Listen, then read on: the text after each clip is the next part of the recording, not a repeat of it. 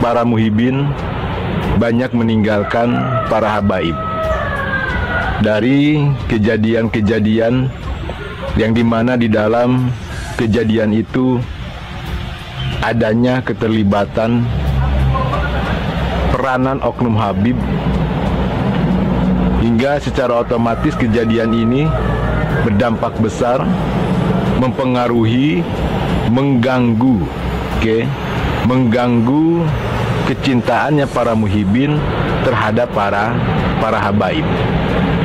Dari adanya kejadian pembongkaran makam-makam palsu, dari adanya kejadian pemalsuan nama-nama makam yang justru di dalamnya terdapat kecurigaan dari keterlibatannya peranan oknum habib, makam-makam yang memang sangat dihormati, sangat keramat, dan sangat memiliki nilai sejarah.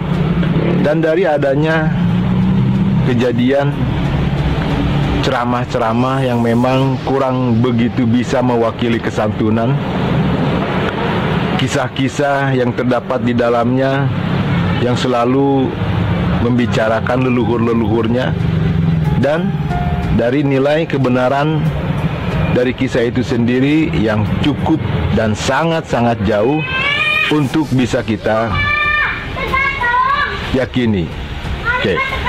Semua kejadian ini seperti seolah-olah memberikan ruang, memberikan tempat terhadap para muhibin untuk bisa kembali menakar, untuk bisa kembali menakar kecintaannya atau keyakinannya terhadap para habaib sebagai dzurriyyah Nabi yang asli.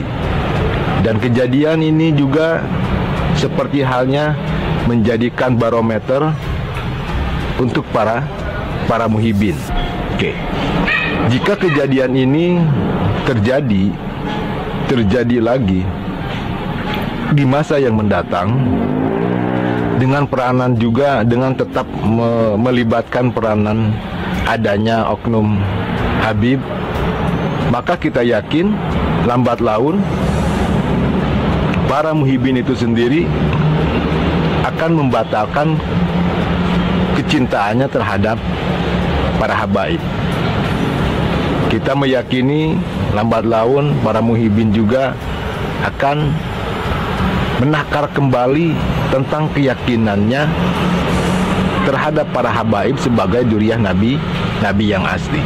Semua hal ini dilatar belakangi karena adanya rasa yang berlebihan, simpati yang berlebihan, pengakuan yang berlebihan, kasih sayang yang berlebihan, cara mencintai yang berlebihan, hingga mereka tidak pernah bisa mengenali nilai yang sesungguhnya yang ada di dalam diri kita.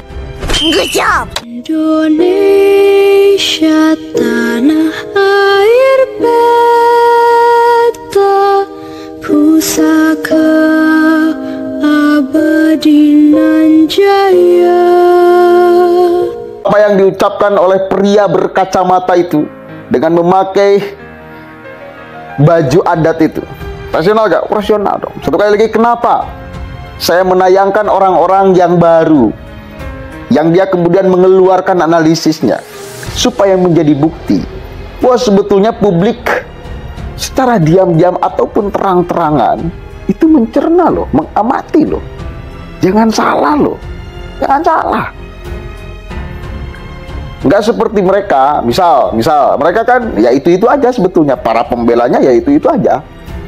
Nggak ada bertambah masa, nggak ada, ya itu aja. Nggak ada yang bertambah bersuara, nggak ada. Cuma ya itu aja. Dan ternyata ada orang-orang yang baru yang bersuara mengikuti polemik nasab, lalu kemudian menyimpulkan. Nah inilah kesimpulannya. Dan saya masih punya keyakinan bahwa masyarakat yang lain juga sama, pada akhirnya akan memberikan kesimpulan. Cuma urusan durasi, nah nanti kita akan lihat momen meledaknya publik untuk mengatakan ya, untuk mengatakan tidak, untuk mengatakan menolak, kapan? Ini perlu proses. Karena saya yakin detik ini tuh masyarakat sedang di dalam situasi kebimbangan. Sudah mulai ada titik terang, cuma belum 100%, tapi mulai ada kebimbangan dengan fakta-fakta yang kemudian terus diungkap sampai detik ini. Ada makam yang ternyata dipalsukan dan segala macamnya, pokoknya banyak sekali ucapan-ucapan para habib yang kemudian ketika kita teliti, ketika kita bedah, sangat tidak relevan dengan ucapan baginda Nabi, dengan akhlak baginda Nabi, dengan ajaran agama Islam dan segala macamnya. Ucapan merendahkan pribumi kita kemudian temukan. Sebelum ada yang membahas kayak gini, yang mengkritik kayak gini, mungkin pribumi itu angguk-angguk aja, ya. Sebelum adanya media sosial, mungkin jamaahnya itu ya diam-diam aja, gak mau bahkan kemudian membuka peluang untuk mengkritik ucapan, gak mau, iman aja. Tetapi ketika media sosial kemudian hadir dan kita terangkan bahwa ini bentuk A, B, C, D, lambat laun di dalam kamar masyarakat berpikir loh, oh iya loh, kita itu sedang diinjak-injak loh, kita itu sedang dihinakan loh, kita sedang diperbudak dan segala macamnya loh. Ketika di lapangan mungkin nggak ada peluang untuk berpikir menolak ucapan, tapi ketika di dalam kamar lihat HP sendirian, lihat orang yang ngomong menganalisis ucapan, akan meresap loh, dipikirkan karena situasi otak sedang jernih, ya, situasi otak sedang jernih. Dan manusia sekarang, masyarakat berpotensi memiliki peluang yang sama untuk kemudian mendapatkan informasi dari analisis yang berseliweran di media sosial. Termasuk saya yang sering mengucapkan, menganalisis, memberikan pandangan, memberikan komentar terhadap ucapan-ucapan siapapun aja. Kemarin saya memberikan kritik tajam dan keras kepada orang, kepada Habib yang dengan terang-terangan menghina, terang-terangan menghina. Masyarakat pada saat dihina, ya, di momen ceramah itu nggak sadar, malah tertawa dan segala macamnya, diledek kayak celeng, itu tertawa, nggak sadar bahwa dia sedang dihina, sedang diinjak-injak, nggak sadar, ya, sedang diremehkan, itu nggak sadar. Tapi ketika pulang ke rumah, melihat orang berbicara menganalisis ucapan itu, mungkin akan tersadar, oh iya ya, kita dihina loh, kenapa kita tertawa? Karena dalam posisi otak itu jernih, sehat loh. Beda kalau sedang di lapangan, ini histeria, emosi yang hadir, tidak ada kejernihan akal, kekaguman yang hadir. Oh iya benar, kagum karena dia Habib, cucu Nabi. Ya udah, terima aja setiap apa yang dia ucapkan tanpa melibatkan akal untuk mencerna ucapan, gitu loh. Kalau di dalam rumah beda lagi, kalau di dalam kamar beda lagi. Dia melibatkan akal di dalam mencerna.